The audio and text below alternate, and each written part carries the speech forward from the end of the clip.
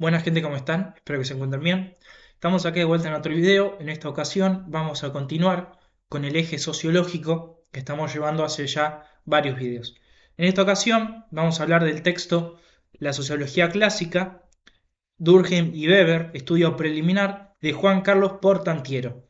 Este autor se caracteriza porque nos va a recopilar desde lo que fueron los primeros sociólogos hasta los sociólogos modernos, o sea, Durkheim y Weber. En este caso, en lo que respecta al origen de la sociología, tenemos que remontarnos a dos de las grandes ciencias que fueron la filosofía por un lado, que bueno, hablamos de la filosofía griega, la romana y la medieval, y luego la continuidad en lo que fueron las ciencias políticas y económicas, en este caso, en lo que fue la entrada a la modernidad.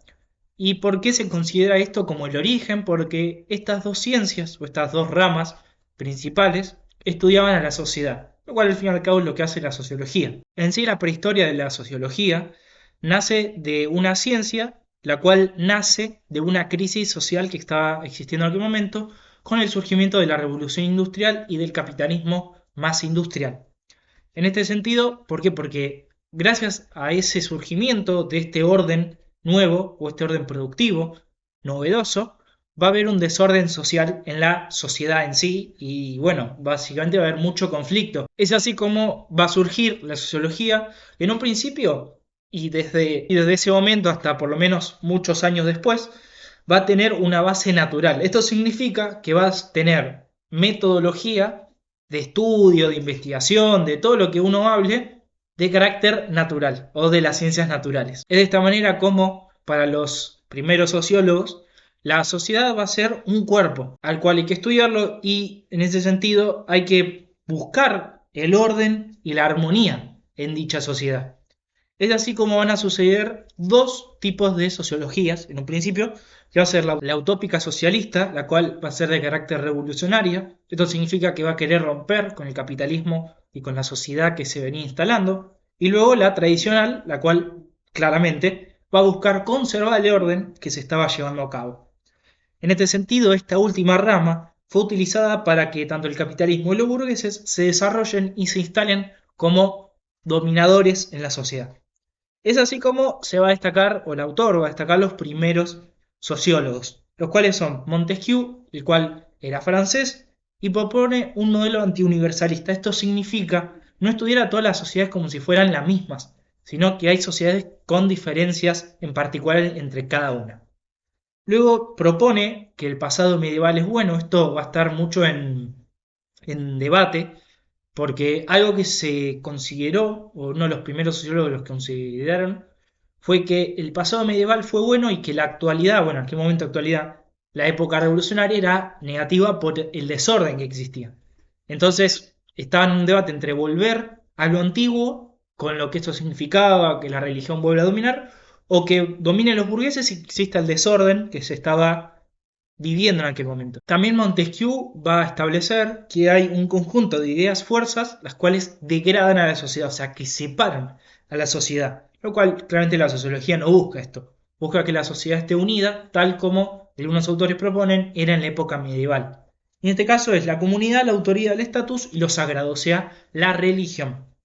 Y además, algo que va a establecer Montesquieu, que va a ser bastante novedoso, es que para él la sociedad imprime sus valores en cada individuo de la misma. Esto es algo que en la actualidad casi no se pone en duda, pero en aquel momento decirlo era algo novedoso ya, cuasi revolucionario. Luego el que sigue es Saint-Simon, el cual también, francés si no me equivoco, el cual, vamos a decirlo de esta manera, tiene en su haber dos conocimientos, que es el conocimiento conservador y revolucionario.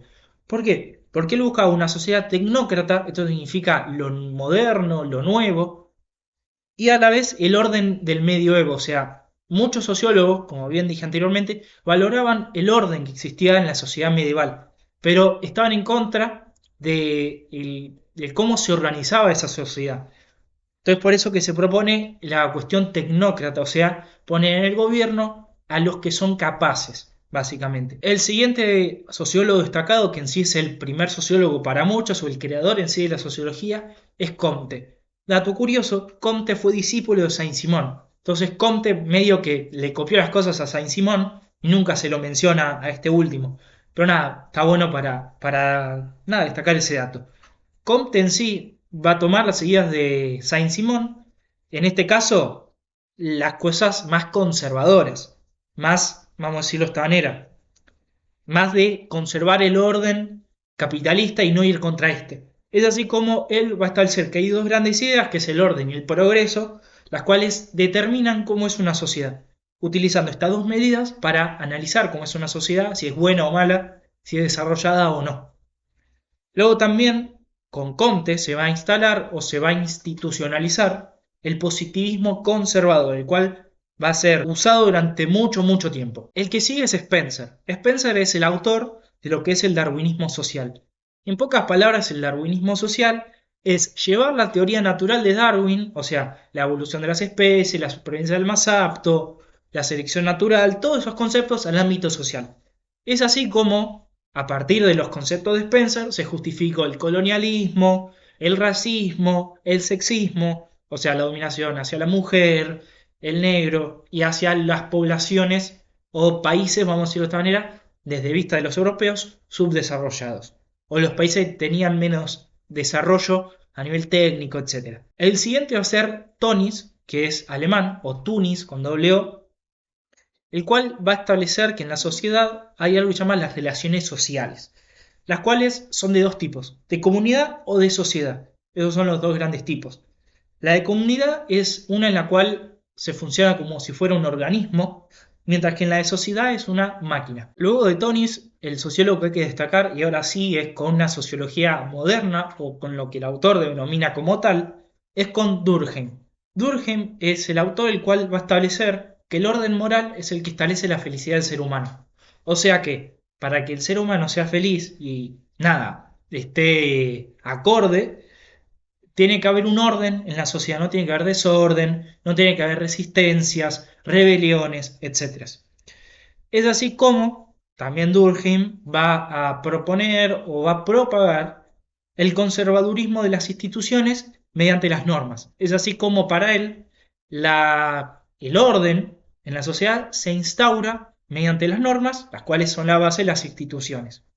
Cuando hablamos de instituciones hablamos de todo, del Estado, del ejército, de todo eso. Luego también va a establecer que hay dos tipos de solidaridades. Una es la mecánica y la orgánica. La mecánica, la cual es entre pares, en la cual no hay diferencias, no hay conflictos. Por ejemplo, una sociedad mecánica es la de un pueblo, por ejemplo, un poblado, mientras que la orgánica es una en la cual existe una diferenciación entre cada sector, y esto es lo que se vive en la ciudad o con lo que es el orden industrial. Luego también Durkheim va a establecer que existe una conciencia colectiva por sobre todos nosotros que vivimos en sociedad, la cual imprime sus valores sobre este. Luego también va a establecer que la base de la sociología es el hecho social, que en sí es una acción que nace gracias a la sociedad, la cual imprime sus respectivos valores. Y a la vez también, bueno, como venía diciendo, es el objeto de estudio de la sociología. Luego también Durkheim se centró mucho en el estudio del suicidio, y el suicidio para él fue uno de los tantos hechos sociales, o sea, acciones individuales que nacen de la sociedad, o de lo que la sociedad imprime en cada uno. En ese sentido, para él existen tres tipos, que es el altruista, el cual cuando existe un obstáculo en la sociabilización, o sea, alguien que quiere sociabilizar pero no puede, vamos a decirlo de esa manera. El egoísta es el cual es alguien que no tiene ganas de sociabilizar. Y el anómico es el cual es el que aspira a más y no llega, básicamente. Y además propone que para que la sociedad esté en armonía y en paz y no haya conflictos entre los pares, se tendrán que organizar en gremios. Eso significa mediante los puestos de trabajo, en pocas palabras. Y el último autor que vamos a destacar es Weber. Weber es que estableció en sus fundamentos de que en realidad el objeto de estudio de la sociología es el individuo y la acción social, lo cual le saca el peso que le había dado Durkheim a dichas acciones, ya que él va a establecer que la acción es individual y estudia al individuo y no a la sociedad.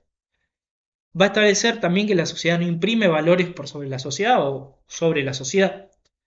Luego va a tener una metodología histórico-comparativa, la cual va a ser el inicio de la metodología distintiva de la sociología, porque antes de Weber se seguía una sociología más naturalista, con lo que sería la metodología de las ciencias naturales. Luego también, algo que va a basarse mucho en los conceptos que va a establecer Weber, es en el origen del capitalismo, y para él esta nace de la cultura protestante. También va a establecer que la base de la sociedad, en la cual se vive, básicamente, van a ser las instituciones y el combustible de dicha sociedad van a ser las relaciones sociales entre los individuos. Y en sí él va a establecer dos tipos ideales, las cuales van a ser de legitimidad, o sea, lo cual permite que un orden o un gobierno sea legítimo, o sea valorado como tal, que es mediante tradicionales carismáticos y legal racionales. El tradicional hace referencia a la continuidad de una tradición cultural principalmente, por ejemplo, las monarquías. Las carismáticas o los liderazgos carismáticos son aquellos los cuales se basan en los sentimientos de una persona, o sea, vamos a decir, el alma de una persona, vamos a decirlo de esta manera. Es así como, por ejemplo, surgen líderes populares en el mundo. Y después el legal racional se basa completamente en lo político o en lo legal, como dice ahí. Y luego están los tipos de acciones sociales, los cuales, repetimos, para Weber son individuales. Los cuales son, uno es acuerdo a fines, otro es el tradicional, otra afectiva y otro es arreglo a valores. Así que nada, espero les haya gustado el video y nos vemos próximos. Hasta luego.